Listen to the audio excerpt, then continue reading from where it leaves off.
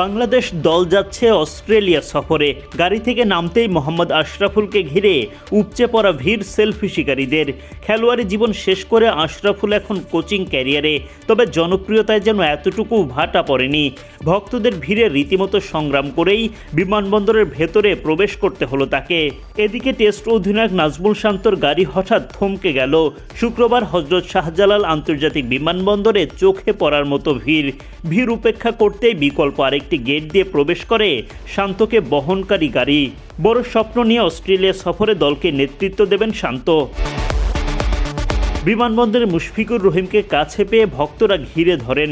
ভক্তদের ভিড় এতটাই বেশি ছিল যে শেষ পর্যন্ত নিরাপত্তা রক্ষীদের হস্তক্ষেপ করতেই হলো। আর যারা দূরে ছিলেন হাত নেড়ে বিদায় দিলেন প্রিয় তারকা মুশফিকুর রহিমকে।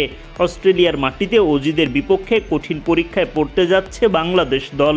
সেখানে অভিজ্ঞ মুশফিকুর রহিমের কাছ থেকে সেরাটা প্রত্যাশা থাকবে ভক্তদের। ভক্তদের ভিড় চোখে পড়ল সাদমান ইসলামকে ঘিরেও। দলের দুই ওপেনার তানজিদ তামিম ও সাদমান ইসলামকে ঘিরে ভক্তদের ভালোবাসা ছিল চোখে পড়ার মতো। এদিকে হাসি মুখে বিমানবন্দরে হাজির হতে দেখা গেল টাইগারদের হেড কোচ ফিল সিমন্সকে। দলবল নিয়ে তিনি যাচ্ছেন অস্ট্রেলিয়া সফরে। ফেরার পথেও নিশ্চয়ই এমন হাসি ধরে রাখতে চাইবেন, যদিও অস্ট্রেলিয়ার বিপক্ষে কাজটা মোটেই সহজ হবে না। এবারের অস্ট্রেলিয়া সফরে দুইটি টেস্ট খেলবে বাংলাদেশ দল। সিরিজের প্রথম ম্যাচ শুরু আগামী 13 আগস্ট। তার আগে শুক্রবার প্রথম বহরে দলের 8 জন সদস্য অস্ট্রেলিয়ার উদ্দেশ্যে উড়াল দিলেন। আগামী 2 আগস্ট বাকিদের অস্ট্রেলিয়া যাওয়ার কথা রয়েছে।